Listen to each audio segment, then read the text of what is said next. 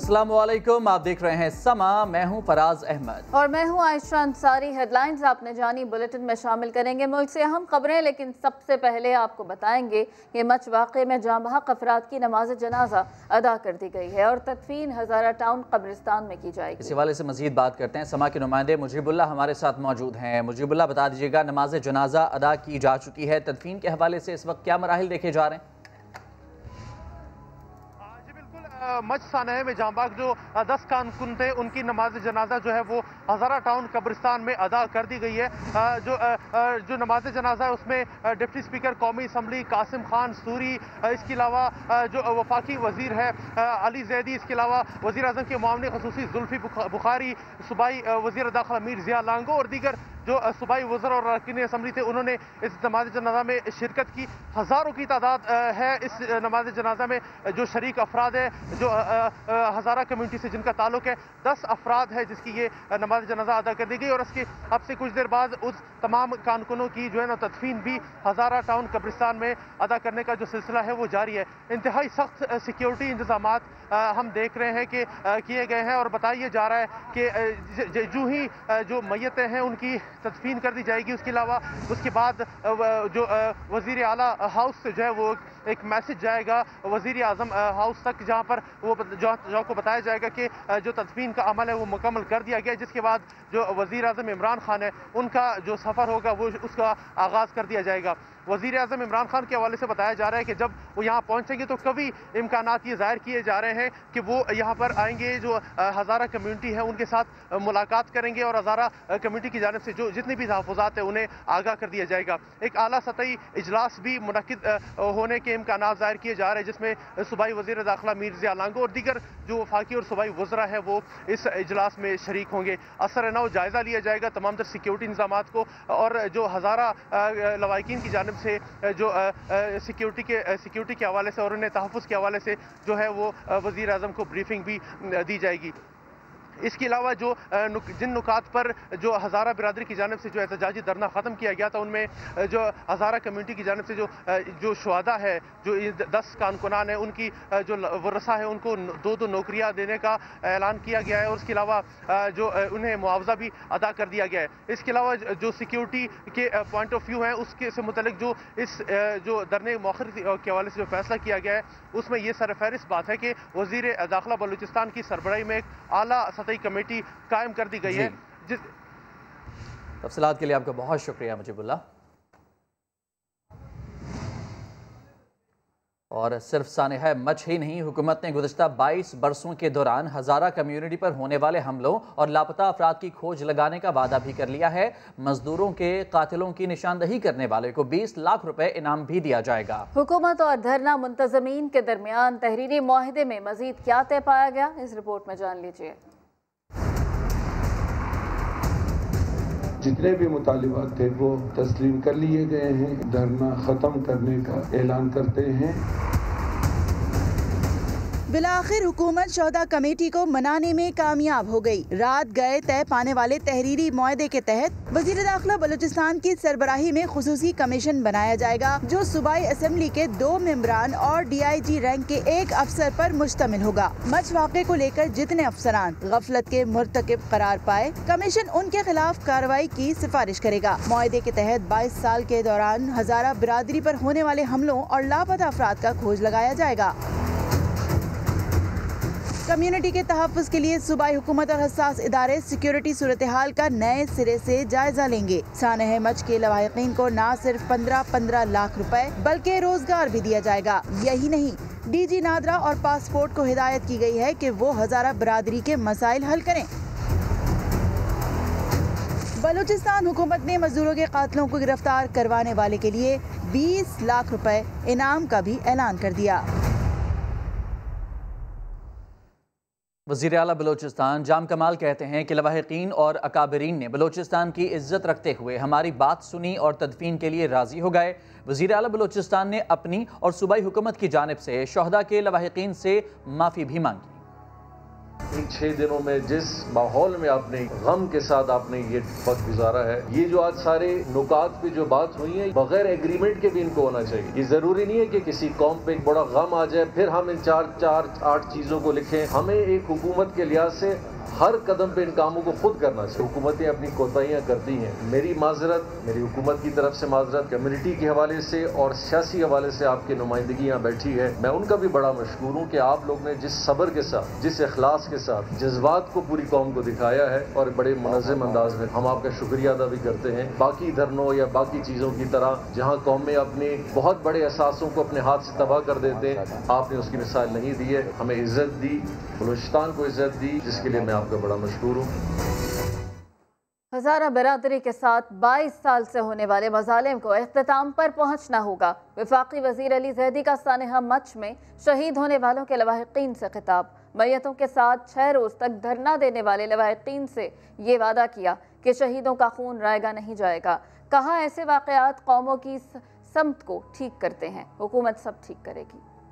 अभी आपके साथ किसी हुकूमत ने तहरीरी मुआहदा नहीं किया, वादे करके चले गए। हम यहाँ 3-4 दिन से बैठे हैं। जो शोहदा कमेटी ने मुतालबात रखे थे मुश्किल थे, लेकिन अगर कुछ डिले हुआ है पीछे चीजें करते आ रहे थे। अफसरान को तब्दील करना था या मुअत्तल करना था, जो मुतालबा था वो हो चुका है।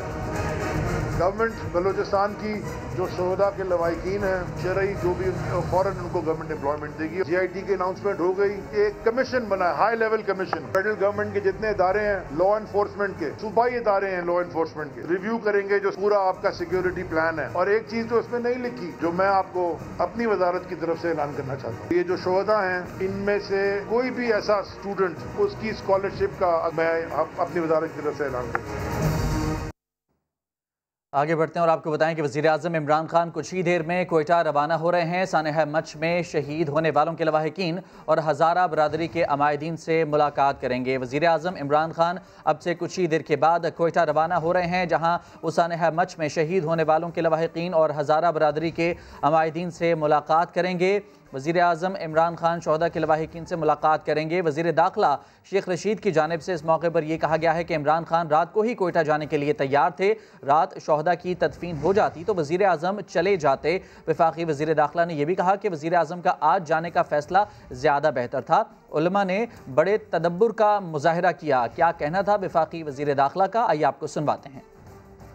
कबीला ने बहुत दूरअंदेशी का और उनके उलमा ने उनके लोगों ने बड़े तदब्बर का सबूत दिया और एक वाज़े जो सारे मुल्क में एक इंतशार और खलफशार की सूरत हाल थी उसको ख़त्म किया।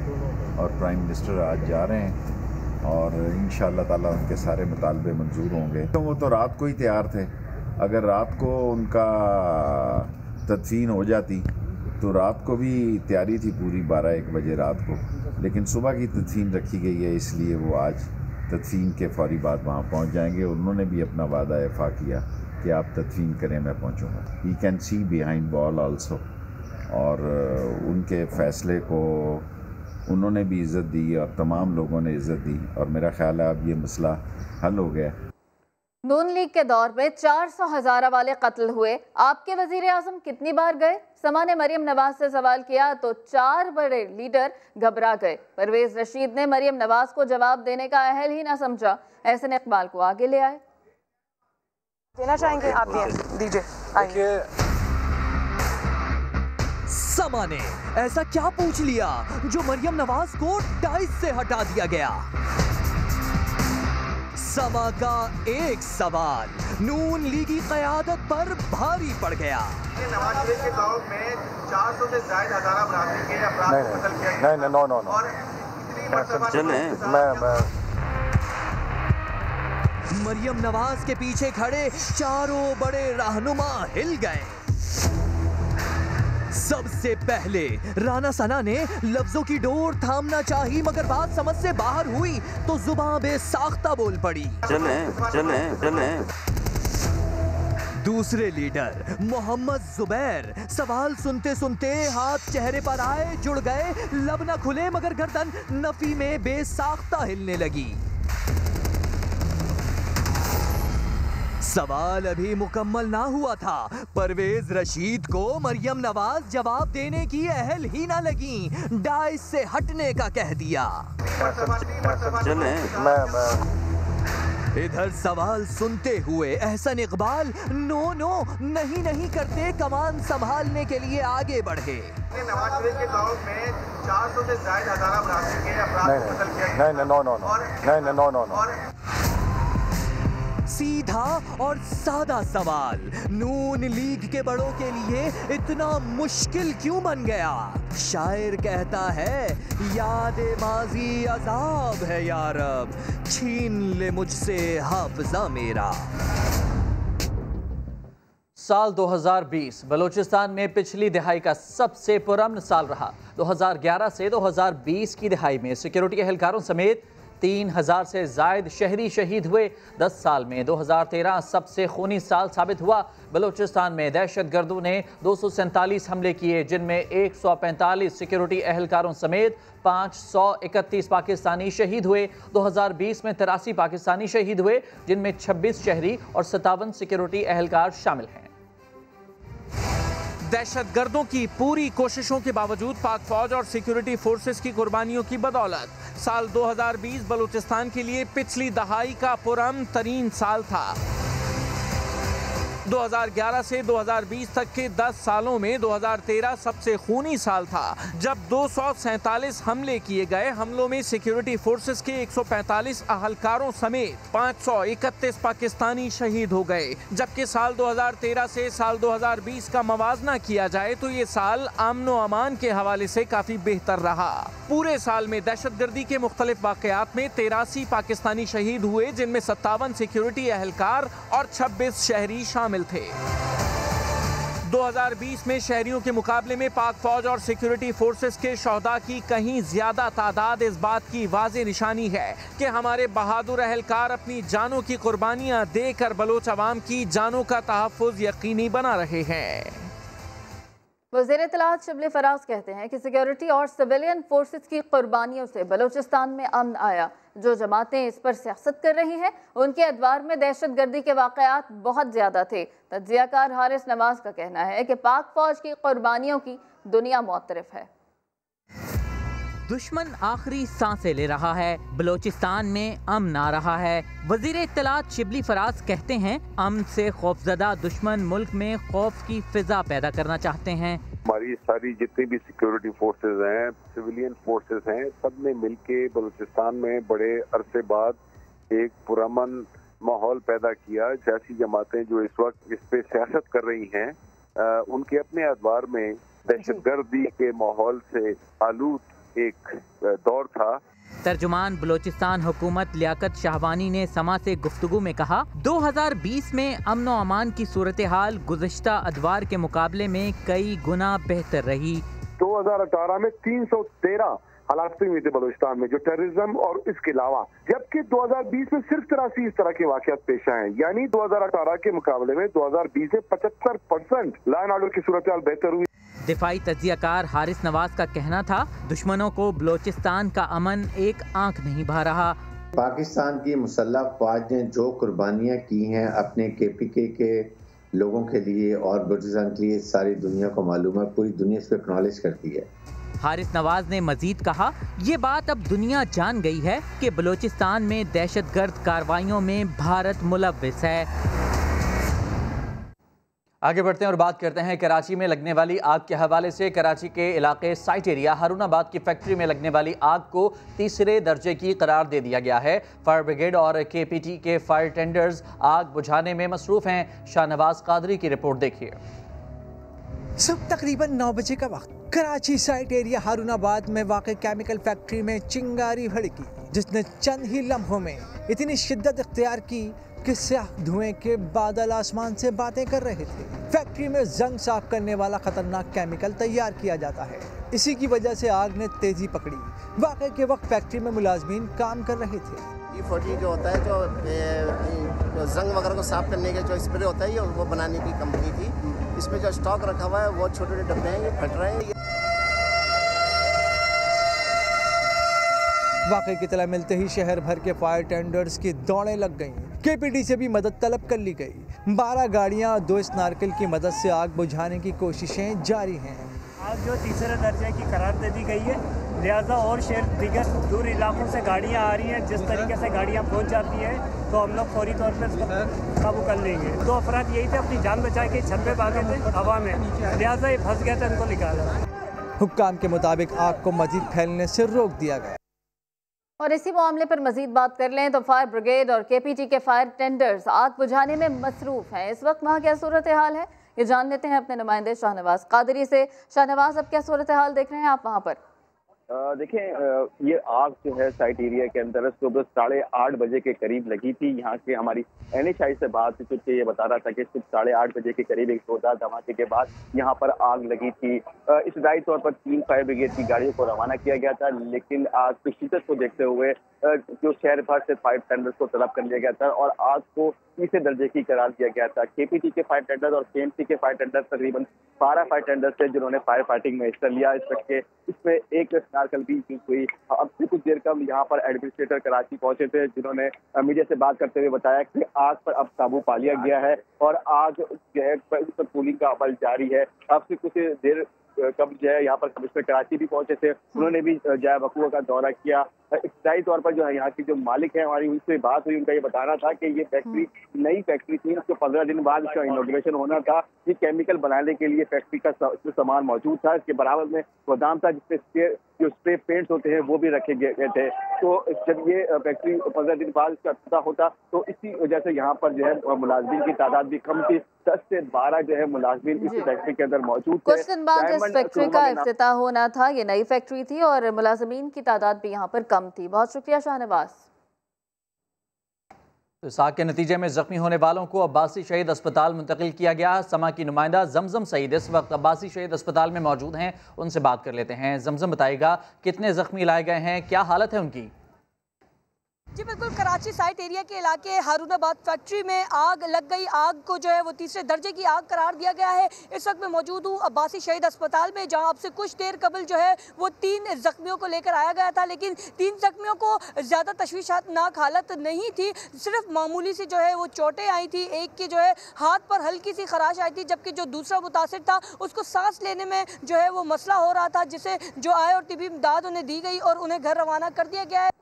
बहुत शुक्रिया जमजम, इससे मुताल्लिक़ आप हमें बता रही थी। शोलों से घिरी फैक्ट्री की छत पर फंसे 2 मजदूरों को बचाने के लिए रेस्क्यू वर्कर्स ने अपनी जिंदगियां दांव पर लगा दी। स्नार्कल की मदद से दोनों मजदूरों को मौत के मुंह से बचा लिया गया।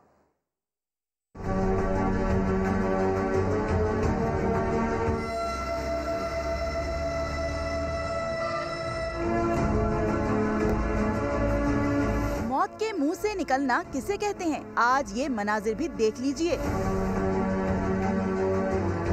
ये वही 2 खुशनसीब हैं जिन्हें भड़कते शोलों से बचाकर निकाला गया। रेस्क्यू वर्कर्स इस नाकल की मदद से फैक्ट्री के उस हिस्से में पहुंचे जहां मुलाजमीन बचाओ बचाओ के लिए चीख रहे थे। केमिकल की फैक्ट्री में लगने वाली खौफनाक आग ने शिद्दत पकड़ी तो हर तरफ से धुएं के बादल छा गए, मगर रेस्क्यू वर्कर्स ने हिम्मत न हारी। फैक्ट्री मुलाजमीन की जिंदगियां बचाने के लिए अपनी जानें दांव पर लगा दी। रेंजर्स के जवान भी इमदादी कामों में हाथ बटाते रहे। और चीफ फायर ऑफिसर मोहम्मद मुबीन ने अब से कुछ देर पहले मीडिया से गुफ्तगू करते हुए बताया कि जायवकुआ पर 12 गाड़ियां काम कर रही हैं, 2 स्नॉर्कल भी मौजूद हैं। ये जंग साफ करने वाले केमिकल बनाने की फैक्ट्री है। 12 गाड़ियाँ यहाँ काम कर रही हैं और वाटर बोर्ड की गाड़ियाँ भी यहाँ पहुँच गई हैं पानी लेके, और एक स्नार्कल है और जिसे आपने भी देखा कि स्नार्कल की मदद से 2 लोगों को लाइफ उतारा गया। सर, मुश्किलात क्यों सामने आई, कितनी देर क्यों लगी इसको स्नार्कल से उतारने में? असल में केज को देखना पड़ता है कि क्यों हाई टेंशन वायर भी गुजर रहा है, तो जगह बनाना पड़ती है स्नार्कल को लगाने के लिए, क्योंकि इसके जैक भी खुलते हैं, इसके बूम खुलने में मूवमेंट में इसका प्रॉब्लम ना है, तो इसलिए सब चीज़ें देखना पड़ती है। ये तो ट्रेन लोग हैं, लेकिन जिसको हम ला रहे हैं वो ट्रेन नहीं, वो घबरा के कहीं हाथ ना छोड़ दे, गिर ना जाए, इसलिए उसको करीब करते हैं। और मजीद इल्म भी मिल रहा है और फनकार भी मिल रहा है। ये जगह कहाँ है, कराची से शायान सलीम की रिपोर्ट में जानते हैं।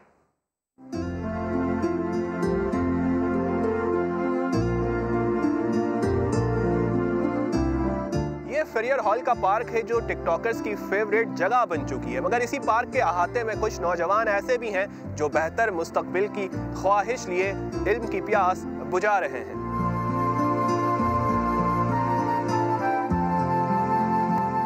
टिकटॉक लैंड समझा जाने वाला ये पार्क, जहां टिकटॉकर्स अदाकारी का शौक पूरा करते हैं, वहीं पार्क में कायम लाइब्रेरी में नौजवान सेंट्रल सुपीरियर सर्विसेज के इम्तिहानात की तैयारी में मसरूफ हैं। USA was a founding father of NATO. USA was a de facto leader of NATO. NATO troops were binding. ये नहीं था कि मैं पोलैंड हूँ, मैं जर्मनी हूँ। प्राइवेट इंस्टीट्यूट में CSS की तैयारी के लिए हजारों रुपए फीस अदा करना पड़ती है और असेसमेंट चेक कराने के पैसे अलग। मगर CSS कॉर्नर की खास बात यह है कि यहाँ मुफ्त में उम्मीदवारों को इम्तिहानात की तैयारी कराई जा रही है। जिनके लिए CSS इम्तिहानात में हिस्सा लेना ख्वाब था, वो भी CSS कॉर्नर से फ़ायदा उठा रहे हैं। अनफॉर्चुनेटली आपको काफ़ी अच्छे लोग नहीं मिलते आपको असेसमेंट करने के लिए। वो आपको सिर्फ लूट रहे होते हैं, आपको समझा नहीं रहे होते कि आप किस तरह रिकवर करें। तो काफ़ी कम और काफ़ी सिंसियर लोग कम है, लेकिन शुक्र है कि हैं। प्रीसीज लिखता हूँ, एसेज लिखता हूँ, पे मॉक एग्ज़ाम देता हूँ, तो यहाँ पे मुझे एवेल्यूएशन मिल जाती है कौन सी मेरी वीकनेसेस है। फिर मुझे CSP गाइडलाइन करते हैं कि आपको कौन से डायरेक्शन में काम करना है। सुबह 10 से शाम 6 बजे तक लाइब्रेरी में तुलबा CSS की तैयारी करते हैं। किताबें भी मुफ्त में फराहम की जाती हैं, जबकि 4 बजे से शाम 6 बजे तक मुख्तलिफ मौज़ूआत पर ब्यूरोक्रेट्स तुलबा को लेक्चर्स देते हैं। कराची में एक तो प्राइवेट इंस्टीट्यूशंस बहुत कम है और हैं भी, तो उनकी क्वालिटी जो मेरा तजुर्बा है वो अच्छी नहीं है। और दूसरी बात, वो 45,000, 50,000, 45,000 इतनी फ़ीस लेते हैं। और जब बंदा CSS की तैयारी कर रहा होता है तो वो शागिर्द होता है, तालिब इल्म होता है, तकरीबन बच्चों के पास नौकरी नहीं होती। हमारा ब्रेन चाइल्ड था कि CSS के बच्चे जो भी एस्पायरेंट है वो पैसे नहीं दे सकते, उनको हम किसी तरीके से फैसिलिटेट करें कि वो आके पढ़ें और सरकार का हिस्सा बने। KMC की जानिब से बनाए गए CSS कॉर्नर में 2 माह में 700 से ज़ायद अफराद रजिस्ट्रेशन करा चुके हैं। कैमरामैन सनाउल्लाह के साथ शायान सलीम, समा, कराची। बुलेटिन से फिलहाल इतना ही। एक ब्रेक के बाद हाजिर होंगे हेडलाइंस के साथ। अब देखते रहिए समा।